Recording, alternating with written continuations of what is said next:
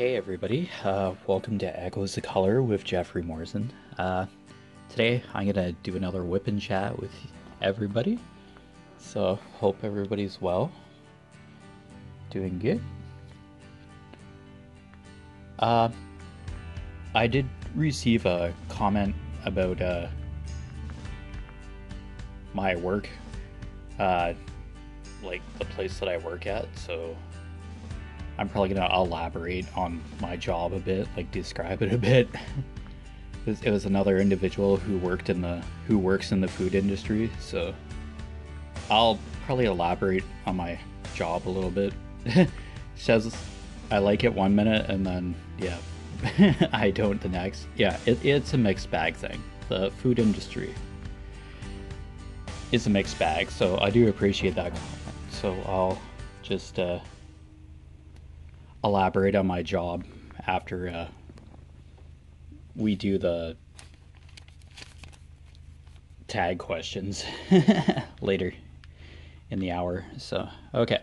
So, on that, hope everybody's doing well. We're just continuing with the world I used to know, Joejoes Art. Tiger staring to the reflection of what the rainforest once was amidst destruction.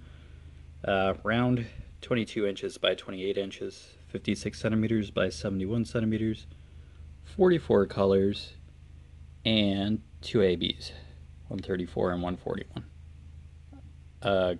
Green and a white, I believe. Forget what the other AB is.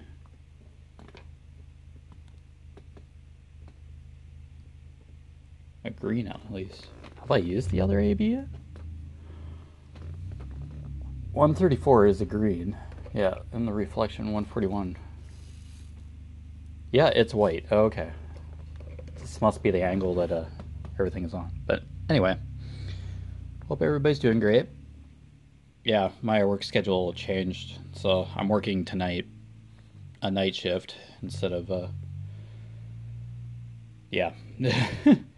That's part of the mixed bag section of here, but when we left off in the last whip and chat, we ended at question 105, so we'll go 106 to 2, 3, 4, 5, 6, 7, 8, 9, 10, 11, 12, 13, 14, 120. Yeah, we'll do that.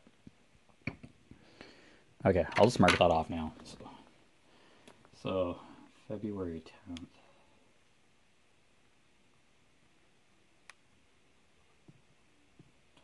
Okay, there we go. That makes it easier so I don't lose my spot. Okay, so question 106.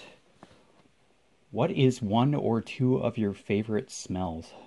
This sounds familiar, but I'll repeat it anyway, because, yeah, I've done a couple tags on here since I started YouTube, so. The smell of a burning fire, if, like, there's, like, maple or oak burning.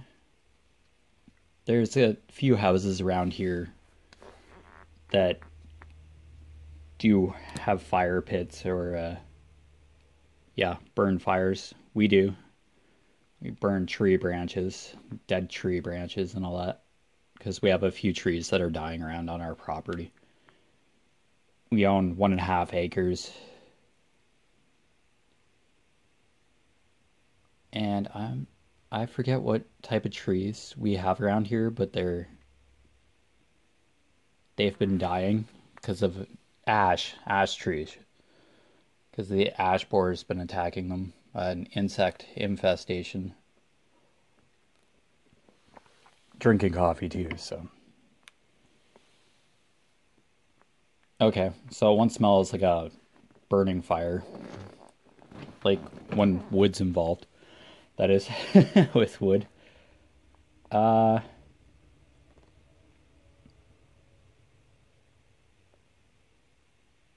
guess the smell of bacon too. Yeah, on occasion we cook bacon, so that smells pretty good. Okay. 107. Have you ever given to any charities? Yes, I do on a monthly basis. I sponsor two children through Compassion, Christian-based foster charity. I help the I sponsor two children in two different countries. I always forget what countries. Ethiopia and one other country. So, yeah. And I have supported a homeless shelter in London, Ontario. Uh, shoot. Uh, what? Yeah, it's a homeless shelter in London, Ontario. The name's just escaping me right now. I did. I gave a few bucks to. Yeah, I've given to charities. 108. What's the last adventure you went on? Uh, Basically yesterday before I recorded the WIP and chat. Uh, I went to Stratford to buy clothing items. I think I even mentioned that yesterday in my WIP and chat, of all things. Okay, 109. What are three interesting facts about me? Uh, hmm. I believe there's a spiritual realm that's adjacent to the real world that interacts with the real world back and forth. And anybody that's passed is always a part of us in some degree, in form of animal spiritualism, like cardinals visiting and all that, or encounters, like strange encounters with animals. Like you see a deer, for example, and it just looks at you. Or one example is a cardinal uh, being on our front porch and flying into the window and hitting it with its beak, like while it's fluttering in the air and hitting the window with its beak. If anybody's sitting in the living room, that's I always think of that as my grandfather because he was get up and go, always driving to do something. Yeah, he worked very hard. He was a farmer. So he had that resourcefulness and determination to keep working. Yeah. But yeah, he passed away in 2015 from cancer. So his spirit, yeah, he's watching over us, definitely. I guess that's one fact. I believe in the spiritual world, life after death, I suppose. Uh, I'm attuned for level 1 Reiki. It's a natural energy healing practice that I believe came from China. I'm not 100% with the facts, but I use my hands, and my attunement allowed me to unlock the ability to use the energy to transfer the energy out through my hands and place it onto somebody else that's injured, and the energy finds or heals or soothes any injuries of the other individual. I use it on myself too, and yeah, it always seems to be engaged. I can't turn it off, so, and that has also opened up my overall observation of the world around me. I sense and feel a lot more energy. I like feel energy of people's emotions and the overall energy of a room. So yeah, it's a little extreme, but yeah, that's just my arm bumping the stand there. Okay, that's two. So I believe in life after death. I'm attuned for Reiki level one. I wanted to go for Reiki level two last year, but yeah, COVID. There's a master attunement after that, and yeah, level two is distance healing. Like you can just think about the person and send that energy to them, but yeah, COVID kind of stalled that. Third fact.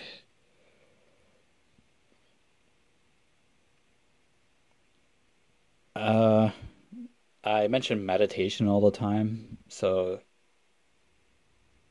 oh, if I want to count that as a, I will.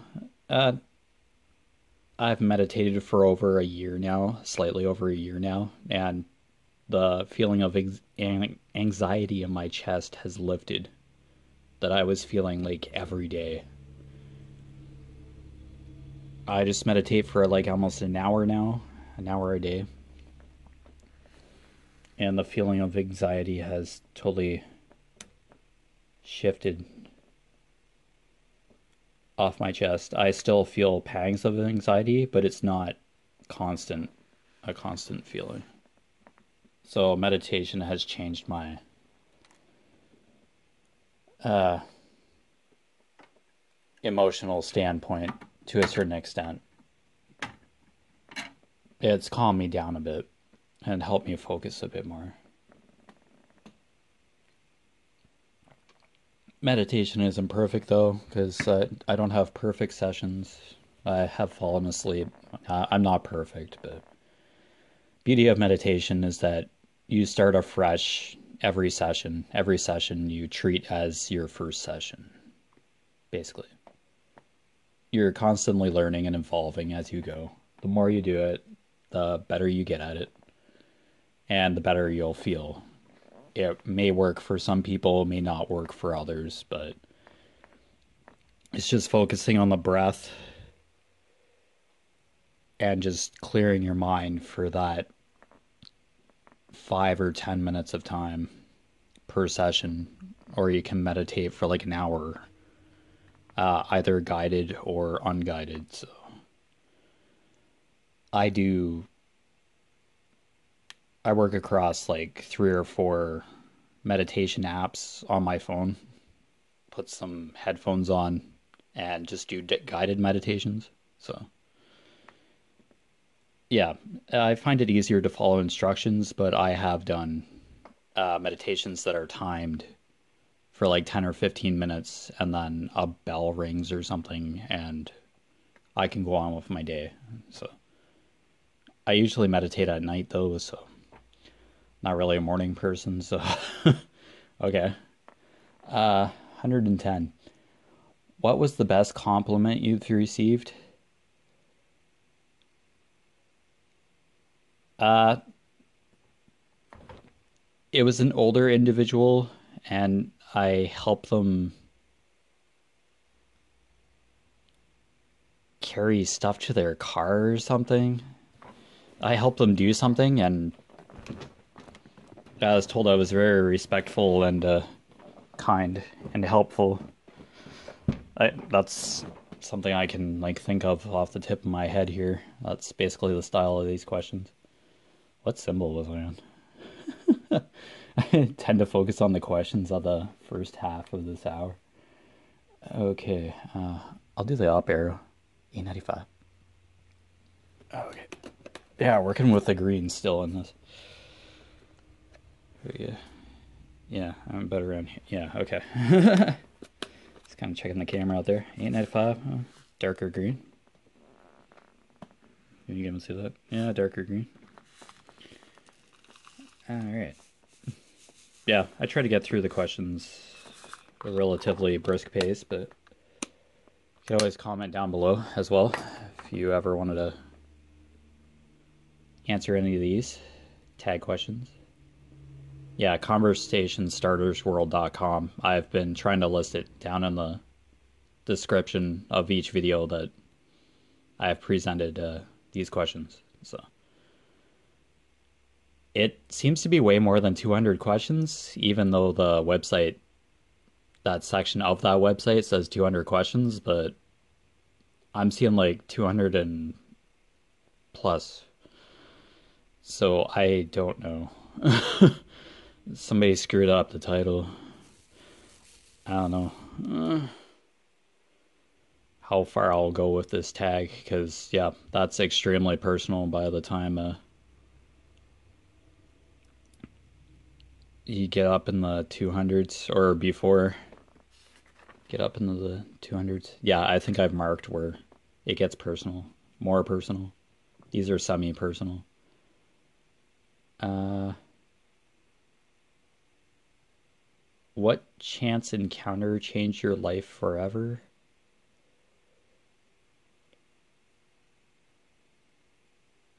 Uh, hmm.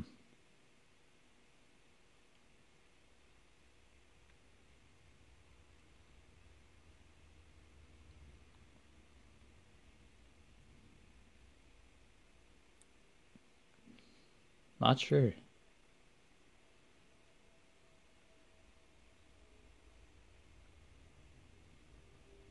I guess seeing drawn back to the cardinal at our front porch, banging on the window, like to it kind of solidified my belief in spiritual presence, like afterlife presence. The interconnection between spirit world and the real world. I believe it has an influence on the real world. The memories of a lost loved one or somebody from the past coming back, it kind of formulates a reason. There's got to be a reason behind it, or a sign that whomever gets visited by such spirits or influences, I kind of see it as a prompt to change something in your life, or something's going to change in your life. I just see it as a sign. So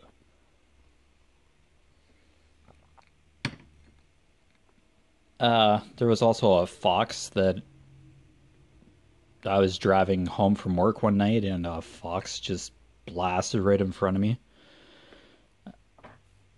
crossing the road. I didn't hit the fox. It made it clear, but holy cow, it was basically a road runner ripping across the road to get to the other side.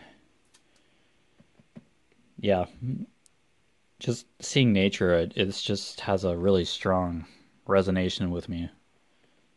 I just see it all as a sign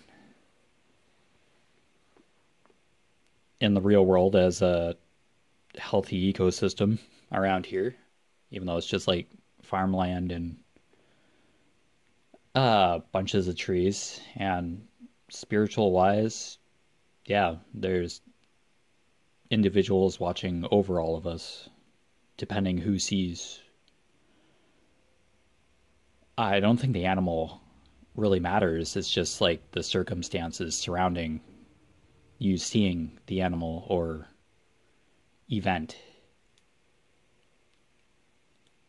Yeah, an event that's out of place, or you notice on purpose for a certain reason. Yeah, everything happens for a reason. I believe that too. So, what do you want your epitaph to be?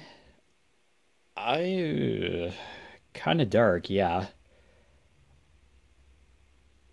I kept thinking like grave marker. Like I'd say your birth and your death. Like a life well lived, I guess. I don't know. I my dad said it was like a memorial symbol, like a cenotaph. I've never served in the military, but thank you to anybody who has served in the military.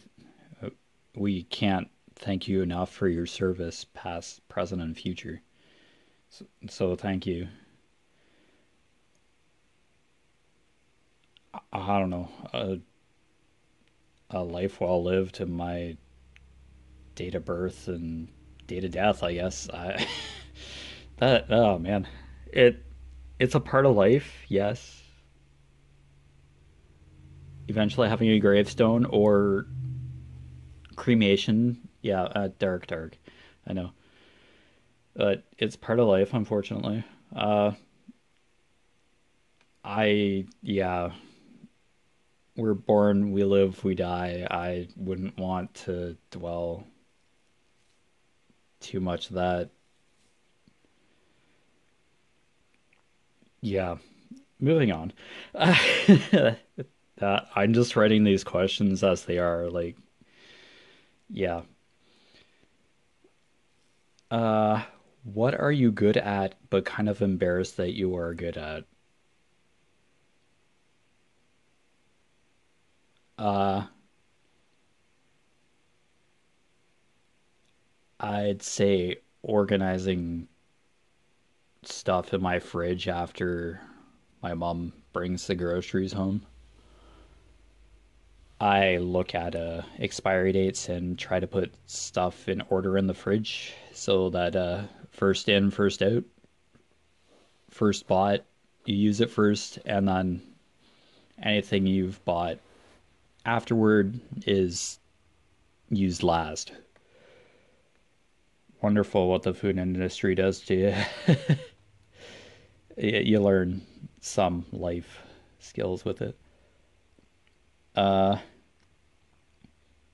what is the holy grail of your life? Oh, how did they describe this question? I forget. I wrote these a bit ago. Oh, I guess what I'm going for,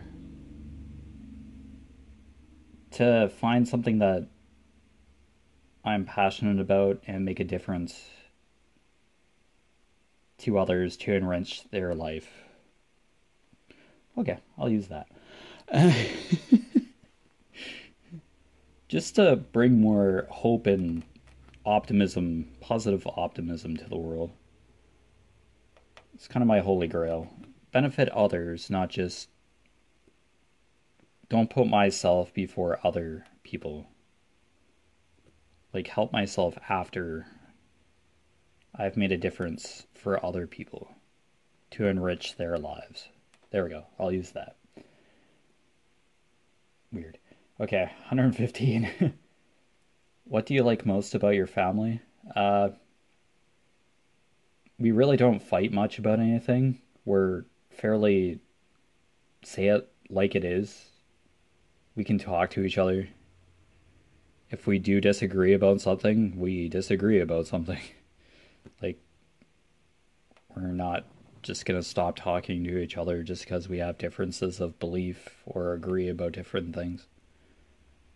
Yeah, we have our own mindsets and respect one another for it. And as for extended family, we may not like some ideas for extended family, like their beliefs and stuff, but we're, yeah, we respect each other as a whole, as a family and extended family unit. So that's important. Being observant, understanding, tolerating some things, just not wrecking each other's beliefs and values just because we, like, I myself individually don't agree with what a family member thinks or believes. It's their opinion. I've always respected various viewpoints, and perspective is important overall to me.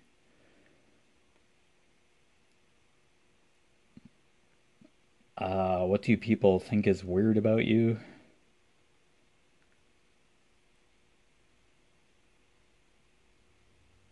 I don't know. I guess that I'm not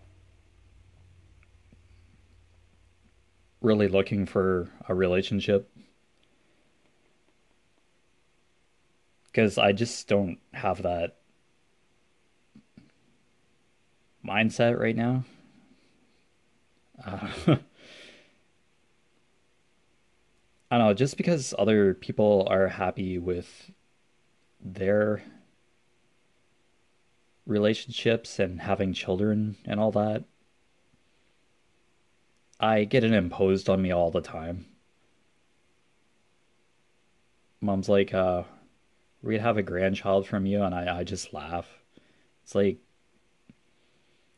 there's more meaning to a relationship than just having children. Like it just seems like so cliche to just be in a relationship to have a family. Like, yeah, relationships have different dynamics to them, and just feeling like you have to follow a certain mindset that future generations have put down. Like, go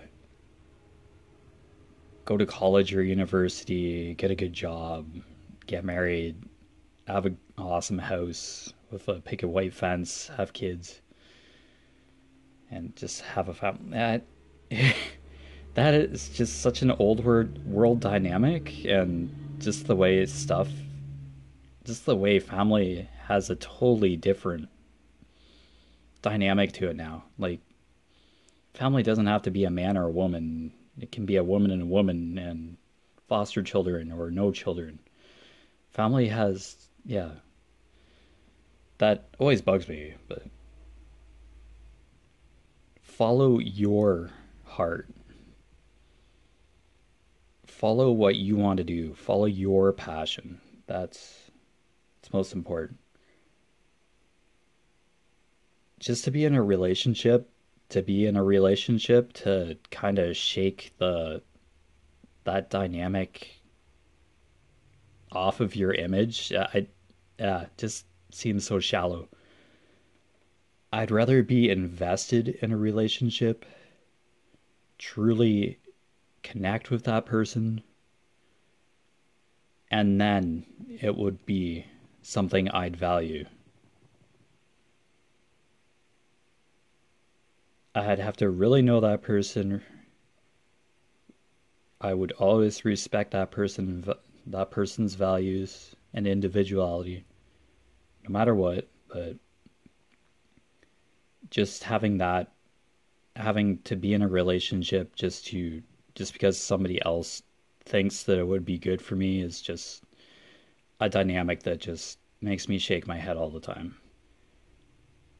You have to find your own happiness. You have to follow your heart, and you're the only one individually who can make that happen or want that to happen to set your life in motion in that direction. Yeah, just having that imposed on me all the time just drives me up the wall. Love has so much dynamicity to it, so much depth, compassion, unlocks part of who you are and is a part of who you are. It shouldn't just be a status that you've obtained in your life or a notch on the wall of how many people you've gone out with or been with or how big your circle of friends is. It's who you know, how they value you, how you value them, the level of respect and understanding and unity across your pool of friends or who you know, and the impact they impose on your life and the way that you impact their life. That's love. And yeah, judging that or putting somebody else on the spot or questioning somebody else's decisions or how they feel about themselves or another person is just something that they shouldn't have to worry about. Follow your heart, follow your dreams, do what you believe in, Yeah, that's how I feel about that. But I always get asked about why aren't you in a relationship? Because that's just not my interest right now. It I've tried it and I'm just not in that mindset.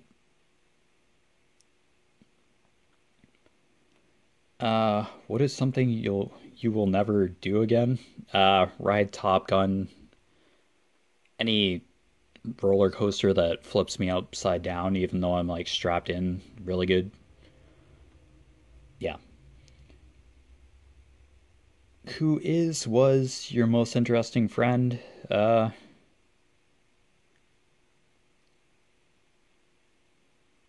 Derek. I just won't do a last name. Uh, I walked with him in the hallways. Uh, in high school, if it was a nice day, we walked downtown and got a slice of pizza together. He was easy to talk to. Yeah. He shared his dreams and interests with me, and he has followed through with his dreams and interests. So, yeah, he just had a good sense of he has a good sense of humor and positive outlook, and he has fulfilled what he felt were his dreams and goals, and he has a family now, and he's married. So, yeah, it's kind of inspiring, but I just respect his choices, and he's happy with where he is right now. So, yeah, that's what makes him interesting. I'll say Derek. So, yeah. 119. What are you most likely very wrong about? I misjudge situations and am wrong about certain facts every day. So I make mistakes. I'm human. So I misinterpret some communications wrong and I end up apologizing for it. Sorry, drinking coffee. And I correct myself accordingly and clarify with the other people that I made the mistakes about. Yeah. So, 120. Here's the last one. What's the most immature thing that you do? I don't know. Probably freak out about small things that just bug the crap out of me. Yeah. Just small little meticulous things that other people do, or just when something wrong and people are freaking out at me, and I just like kind of freak out myself. It's like this is beyond my control, but what do you want me to do? Or try communicating with people and I just get the hashtag I don't know. So I just kind of bugger out over really stupid things. So you can kind of see that as immature. I kind of lose my head sometimes, even though I try to stay subjective and focused.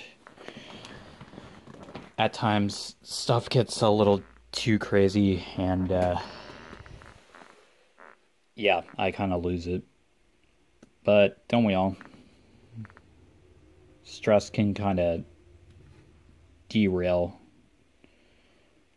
an otherwise calm and simple framework of a day or a routine, and somebody buggers it up or it gets buggered up somehow, or you get too distracted doing something. But yeah.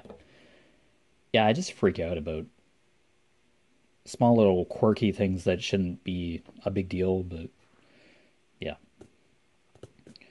Okay, so as stated at the beginning of this, I'll kind of describe my job. I won't name where I work. It's a food manufacturing facility across two buildings. And,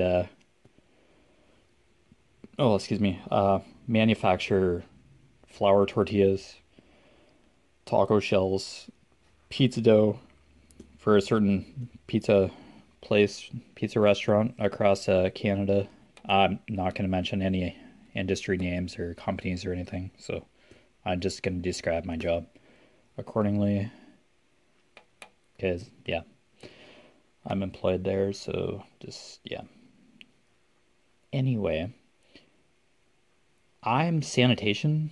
I'm a sanitation worker in these two food manufacturing facilities, and I clean dough dividers, ovens, presses, uh, cooling rooms to kind of cool down the tortillas before they're packaged. Counter stacker units. Whoa. Yeah, conveyors, mixers, holy cow, that drill flew. I don't know where that drill went.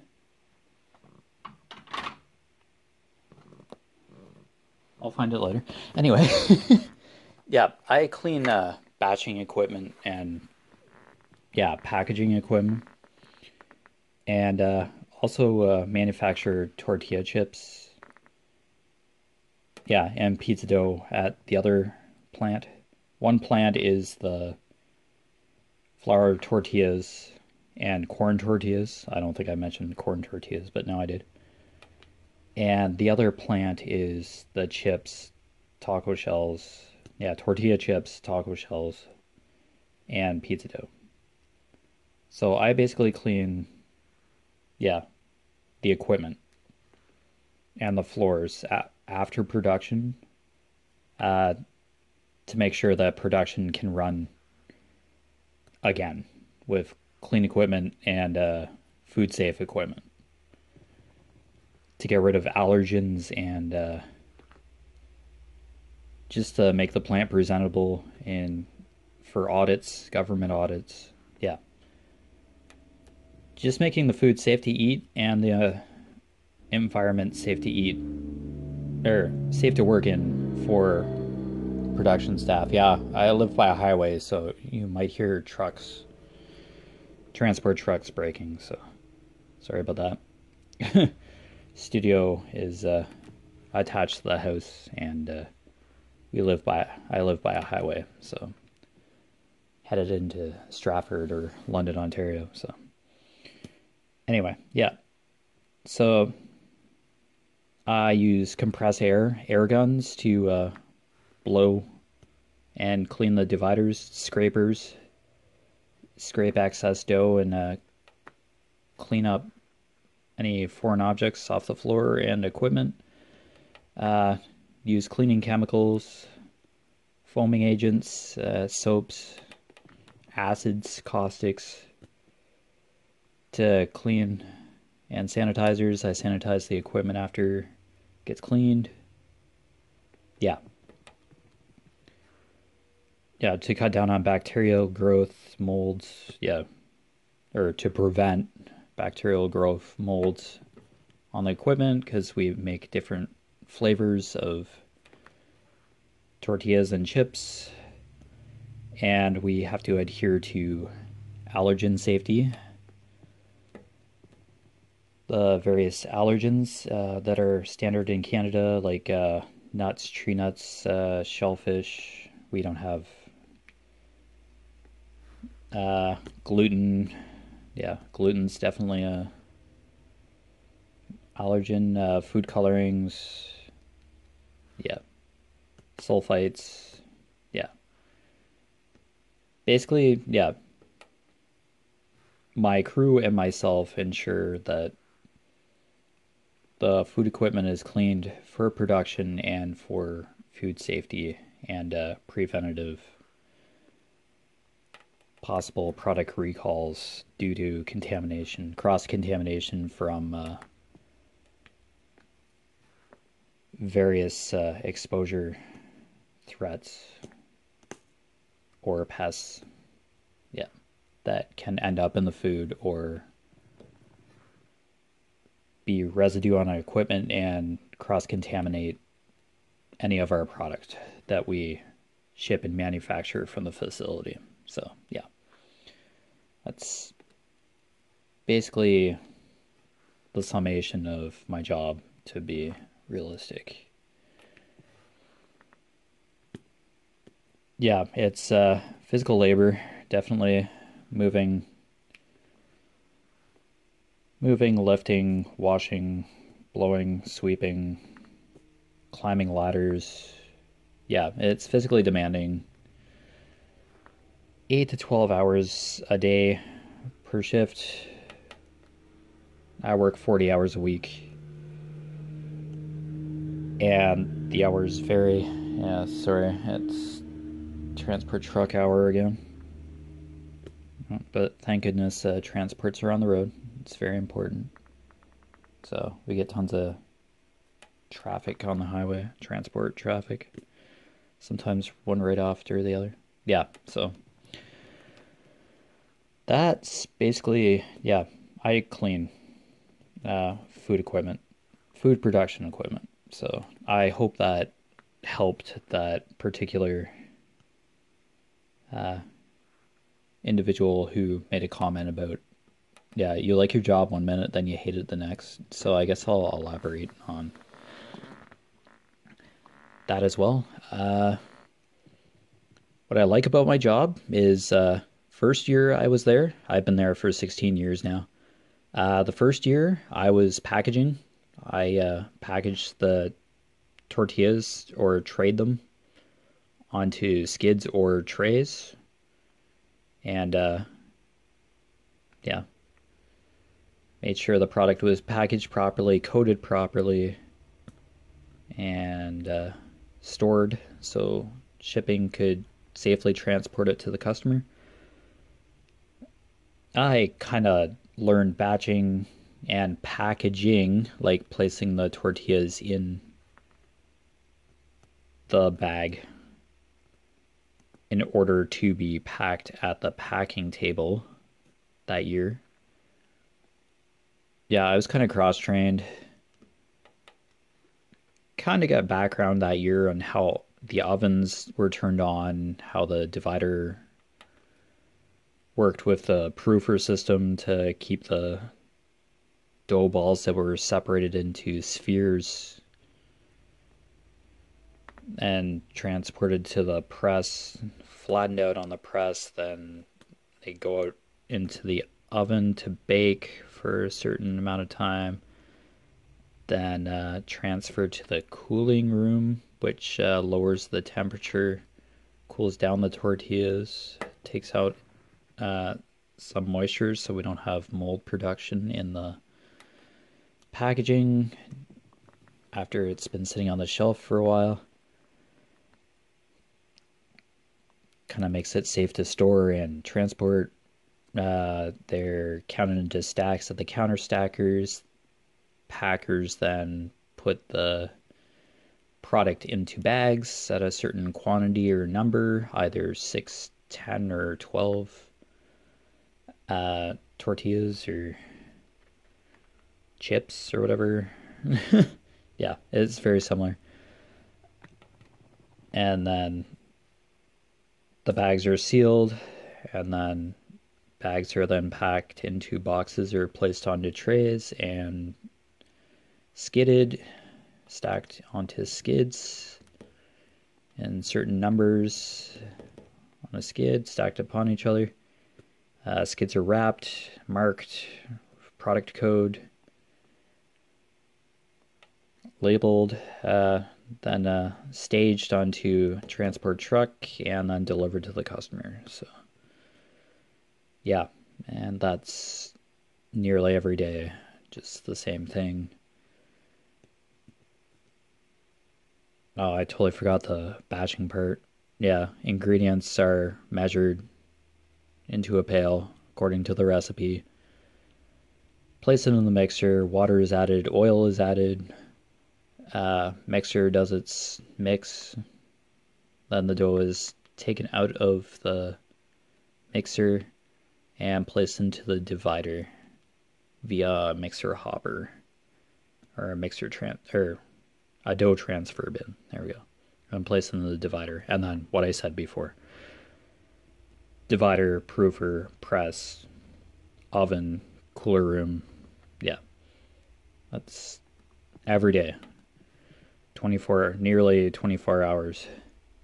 Oh, yeah, basically. Because I just basically clean on the weekend when everything is hopefully shut down.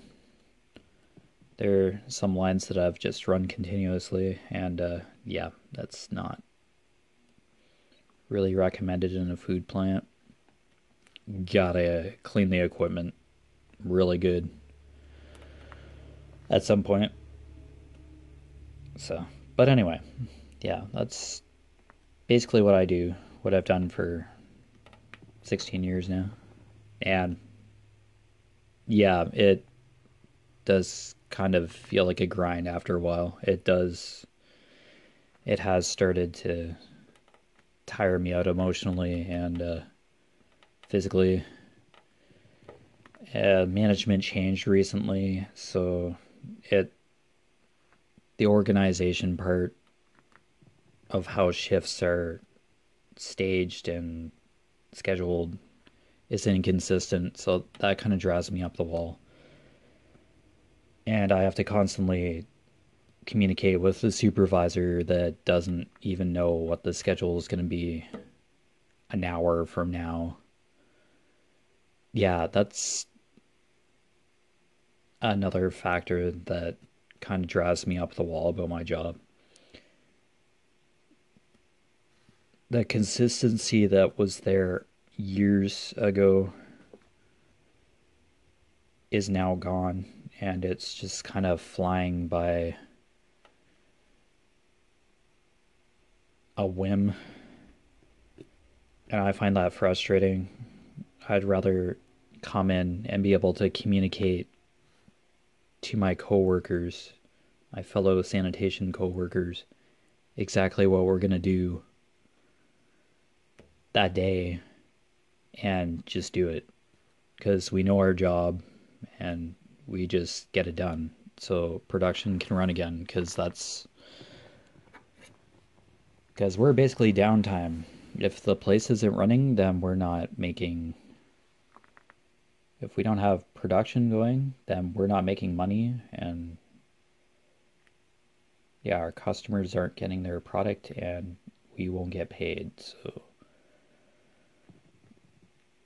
we're kind of viewed as downtime. That's kind of aggravating but necessary. Kind of looked at funny because of what we have to do, but begrudgingly we have to do it for safety standards and just common sense. Like product recall these days could kill a factory. It could shut a place down. So I take allergens very seriously because I have missed a spot at the chip plant with allergen residue, and yeah, I had to re-clean that area before production could start. So I have learned a couple hard lessons, but that's how you learn my field of work. You physically do it. You learn how to do it verbally or visually. Somebody showing you, and then you physically do it. And yeah, there are dynamics to that too. Oh wow, this has been a productive hour. Basically answering tag questions and what I do for work, but yeah. I was asked to kind of clarify a job a bit, so hopefully this helped. Yeah, and what I mean by mixed bag of feelings is, yeah, if there's not a good management structure or communication structure where you can approach management or your supervisor, someone who's supposed to be assisting you or guiding you as to what you have to do or how the factory can run efficiently, if they don't even know what's going on, then that really bugs me. Because what am I doing? I'm getting paid to clean, to make sure the plant runs properly. Yeah, it just feels like a waste of time if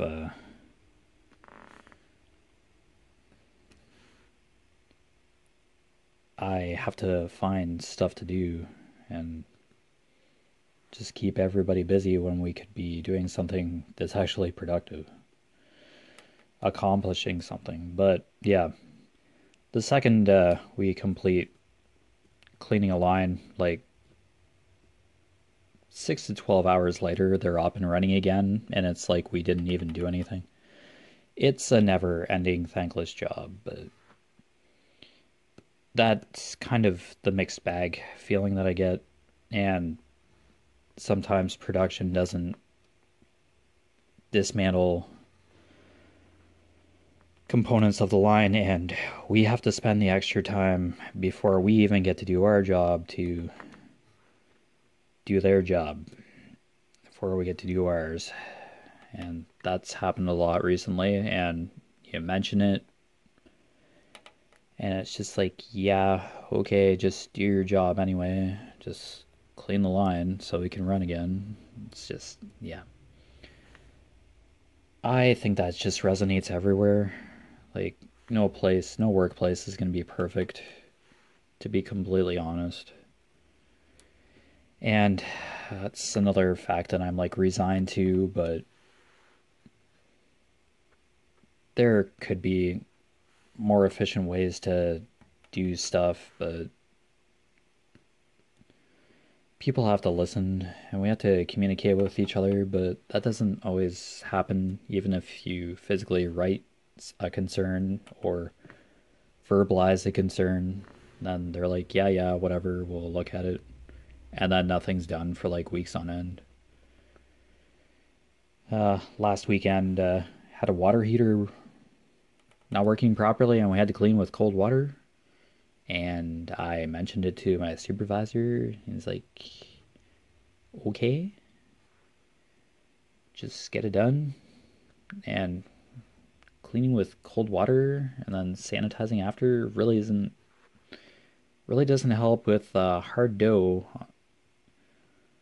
On Take hard dough off of a mixer, out of a mixer, really good.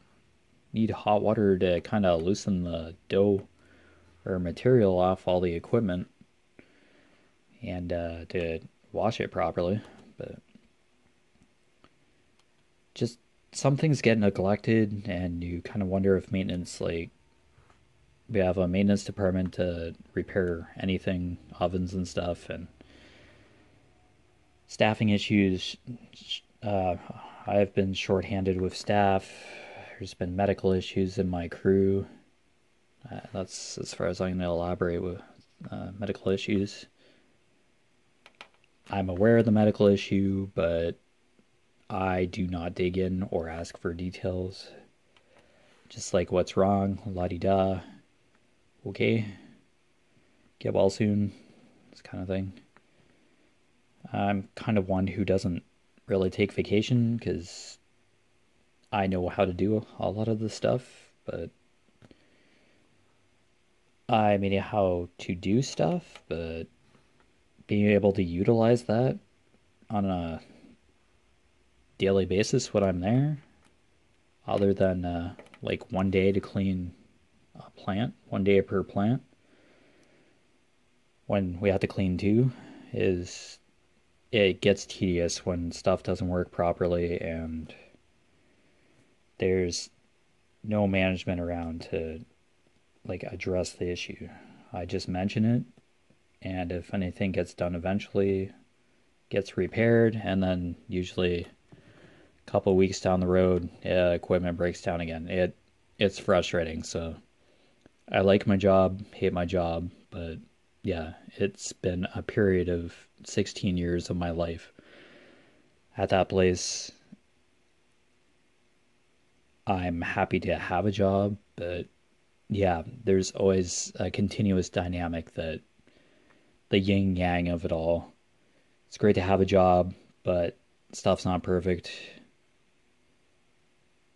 There are going to be changes that I'm not going to like or appreciate, and me being one that does not appreciate or like change or constant change kind of has to bite the bullet to an extent, kind of keel down my doubts and kind of sheer discomfort to in order to just keep going with my job and making sure my coworkers have work. So yeah, I just want things to run efficiently. I want everybody to be continue to be employed at the facility, so I kind of have to buckle down and care about the safety of others, which I always have, respect the needs of others, and just try to do my job to the best of my ability and help my coworkers do the same. So yeah, it's touch and go. I'm glad to be working, glad to be employed. I do feel bad for people who cannot work right now. It's difficult.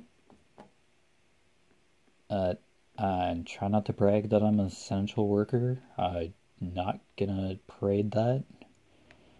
It's just that, yeah, it's stress. COVID is stressful for everybody. I understand that, and there's different dynamics to that stress. Some people cannot work or have not been working for a long period of time or have recently lost their jobs. It's just not easy, and I cannot begin to comprehend the dynamic of having a family and bills to pay, and you have a limited or no income and have had to find a way to continue to raise a family, or if you live independently, find the funds or defer payments in order to continue to have a roof over your head. It's, yeah, it's an economic, it's a nightmare. I hope it turns around this year. It's going to be rough for a while more, I'm sure. But keep your head up. Do what you can.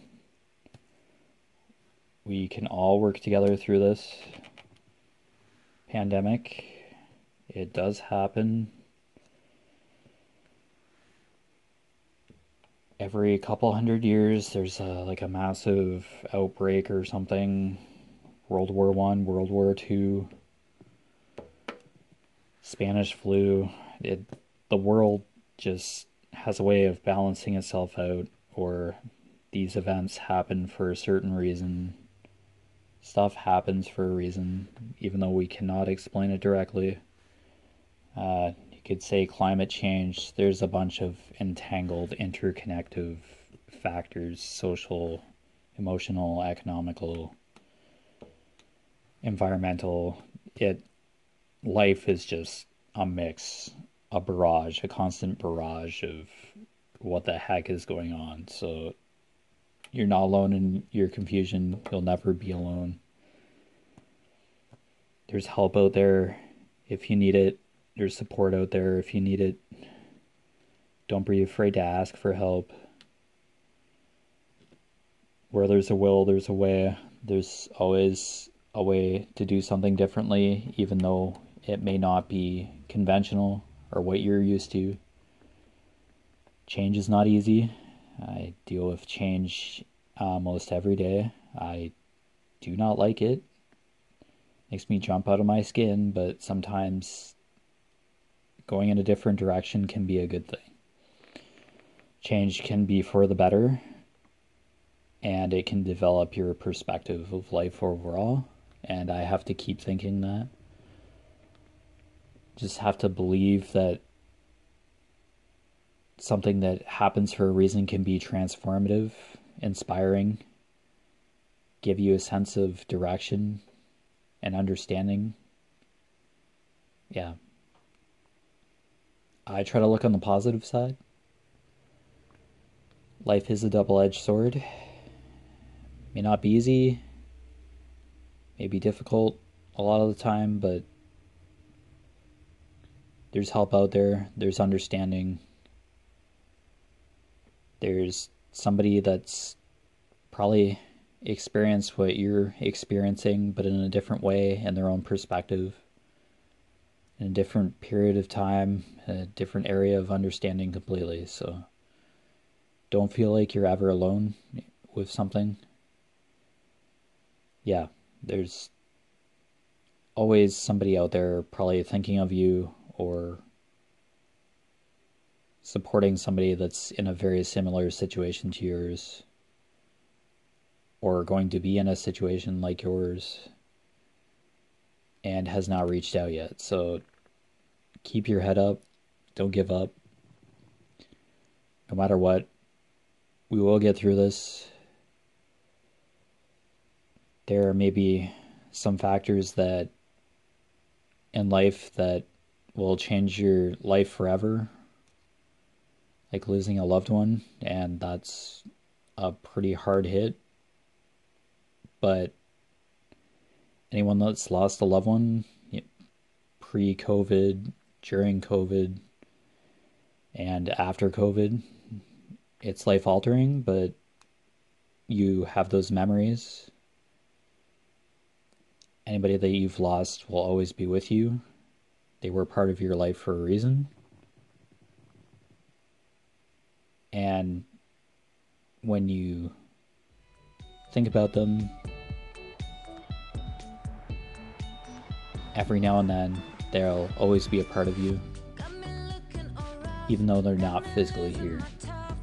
It's their experiences, your memories, the love you had for them that stays with you constantly and will stay with you and has shaped who you are right now.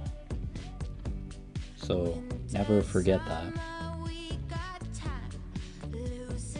Always believe that you're never alone.